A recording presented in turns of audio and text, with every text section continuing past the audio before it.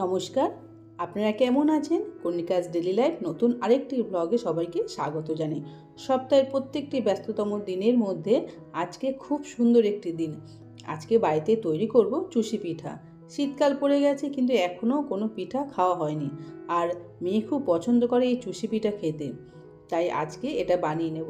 কড়াইতে একটু জল গরম হতে দিলাম আর দিয়ে দিলাম লবণ। জলটা গরম হতে দিয়ে দেবো অল্প অল্প করে চালের গুঁড়ো। আর একটা বিশেষ কথা আপনাদের সঙ্গে শেয়ার করব, তা হলো কোনো সময় কাউকে দেখানোর জন্য কোনো জিনিস কিনবেন না। ভাবছেন আমার বন্ধুর গাড়ি আছে বা কোনো আত্মীয়ের বা পাড়ার প্রতিবেশীর আছে, আমাকেও কিনতে হবে, তাহলে কিন্তু বিপদে পড়বেন। কারণ মধ্যবিত্ত পরিবারে টাকা পয়সা খুব হিসেব করে চালাতে হয়, আর এই দেখানো চক্করে পড়ে আপনাকে হয় লোন নিতে হবে, নয়তো টাকা ধার করতে হবে। আর যদি আপনি এগুলো করতে চান তাহলে আপনি তো কোনো সঞ্চয় করতে পারবেন না, উল্টো ঋণের দায় জর্জরিত হয়ে পড়বেন। দেখুন, কথা বলতে বলতে কি সুন্দর চালের গুঁড়োটা একদম আটার ডোয়ের মতো রেডি হয়ে গেল। এবার এটাকে ভালো করে হাত দিয়ে মেখে নিয়েছি। এবার এখান থেকে সরু সরু লম্বা লম্বা করে এইভাবে তৈরি করে নেব। এই চুষি তৈরি করতে একটু সময় লাগে আর ধৈর্যও লাগে। আর এটা তৈরি করতে কিন্তু আমার কর্তামশাই আমাকে অনেকটা হেল্প করেছিল। দেখুন, এইভাবে আমি সরু সরু করে কেটে নিয়েছি। তারপরে প্রত্যেকটি অংশ থেকে এইভাবে ছোট ছোট করে কেটে নিয়ে হাতের সাহায্যে এইভাবে ঘুরিয়ে ঘুরিয়ে এই চুষিগুলো তৈরি করে নিচ্ছি। তৈরি করতে কিন্তু বেশ ভালোই লাগছিলো। দেখুন কি সুন্দরভাবে সরু সরু করে তৈরি করে নিয়েছি। এবার সবগুলো চুষি পিঠা রেডি হয়ে গেছে। এবার এখান থেকে কিছুটা চুষি তুলে রাখবো, কারণ একদিনে অনেকটা পরিমাণে তৈরি করলে নষ্ট হতে পারে, সেই জন্য কিছুটা তুলে রেখে দেবো। আর এগুলোকে রোদের মধ্যে পেপারে ছড়িয়ে দেবো, ভালো করে শুকিয়ে নেব। শুকিয়ে নেওয়ার পরে এগুলোকে একটা কৌটোর মধ্যে ভরে ফ্রিজে রেখে দেবো, তাহলে অনেক দিন ভালো থাকবে। আবার 10 দিন বাদে আবার এই চুষিগুলোকে তৈরি করে নেব, তখন আবার কিন্তু খেতে খুবই ভালো লাগবে। দেখুন, এক একটা একটু মোটা হয়েছে কিন্তু অসুবিধে নেই। যাই হোক, বাদ বাকি চুষিগুলো তৈরি করে নিচ্ছি। এই চুষি পিঠা তৈরি করার জন্য কড়াইতে দুধ দিয়ে দেবো, কিন্তু দুধের আগে দেখতে পেলেন কড়াইতে আমি একটু আগে জল দিয়ে দিয়েছি, কারণ জল দিলে তাহলে কিন্তু কড়াইটা লেগে যাবে না। এখানে আমি 1 লিটার দুধ দিয়ে দিলাম। এবার দুধটাকে বেশ ভালো করে জাল দিয়ে নেব। দুধটা যখন ফুটতে শুরু করবে, দেখুন দুধটা কিন্তু ফুটতে শুরু করে দিয়েছে। এবার চুষিগুলো এর মধ্যে দিয়ে দেবো। আর মেয়ে কোথা থেকে দৌড়ে এলো হঠাৎ, মেয়ে এসেই বলছে, মা আমি এই দুধের মধ্যে চুষিগুলো ছাড়বো। আমি বলছি, দেখ ছাড়বি কিন্তু সাবধানে, কারণ দুধটা গরম আছে, হাতে যেন না লাগে। ও আবার ওপর থেকে টুকটুক করে এই চুষিগুলো ছেড়ে দিচ্ছে। আর দেখুন একটু স্টাইল করে ছাড়ছে, বলছে দেখো মা আমি কত সুন্দরভাবে এগুলো ছাড়ছি।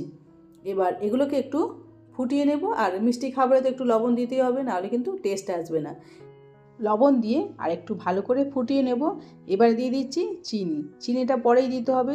চিনিটা পরিমাণ মতো দিয়ে চিনিটাকে আরেকটু ভালো করে দুধের সঙ্গে মিশিয়ে নেব। চিনিটা কিন্তু এখানে খুব সুন্দরভাবে গলে যাবে। এইভাবে নাড়তে নাড়তে চুষিটা কিন্তু রেডি হয়ে যাবে অনেকটাই। এবার দিয়ে দেবো তেজপাতা। দুটো তেজপাতা আমি ছিঁড়ে দিলাম, কারণ তেজপাতার মধ্যে অনেক বালি থাকে, সেই জন্য ধুয়ে দেওয়াই ভালো। এবার চিনি দেওয়াতে একটু সাদাটে ভাব আর একটু কালার করার জন্য দিয়ে দিলাম গুড়।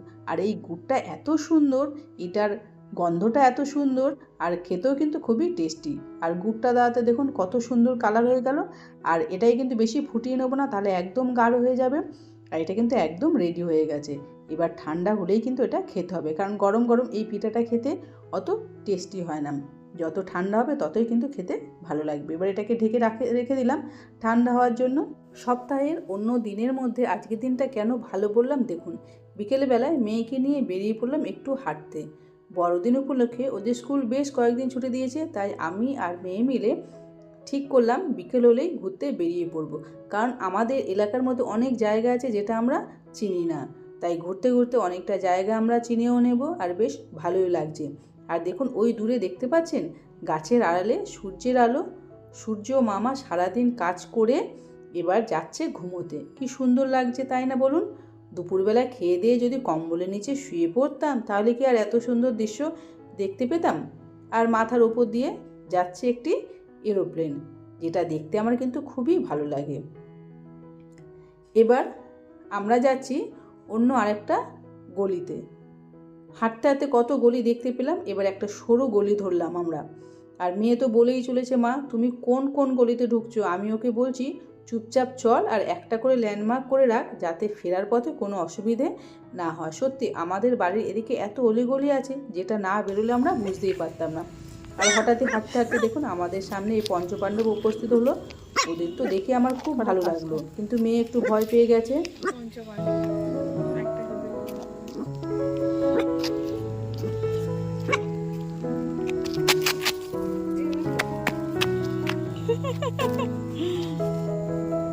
কোথায় চলে গেছে?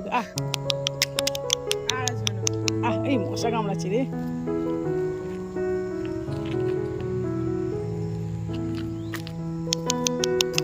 এই কালোটাকে বেশি মশা কামড়াচ্ছে। দে কি সুন্দর তাকিয়ে আছে। এই কালোটা বেশি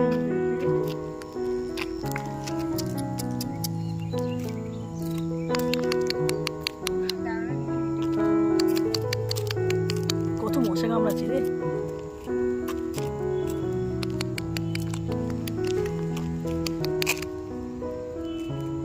আচ্ছা যা, চলে গেছে।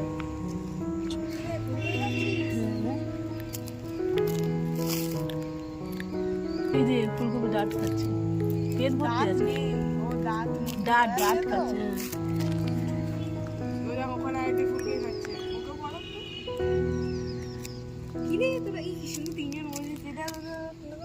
কষ্ট পাচ্ছে, মশাতে কামড়াচ্ছে। ওই গলি থেকে বেরিয়ে দেখতে পেলাম একটা রাম ঠাকুরের মন্দির, একদম রাস্তার পাশে। দেখতে কিন্তু বেশ ভালো লাগছিল। এবার মেয়েকে বললাম একটা পার্কে যাবি? মেয়ে বললো চলো। এই যে সেই পার্কে চলে এলাম। মেয়ে কিন্তু ছোটোবেলায় খুব এই পার্কে আসতো, ওর সঙ্গে ওর আরও দুজন বন্ধু আসতো, যারা ওর একই সঙ্গে একই স্কুলে পড়তো। এবার মেয়েকে বললাম যা একটু ছোটোবেলার মতো দোলনায় বস গিয়ে। মেয়ে বলছে না আমি দোলনায় বসবো না, যদি ছিঁড়ে যায়। যাই হোক, মেয়ে আর দোলনায় বসার জন্য রাজি হলো না। আমরা বাড়িতে ফিরলাম। বন্ধুরা, ব্লগটি এখানেই শেষ করলাম।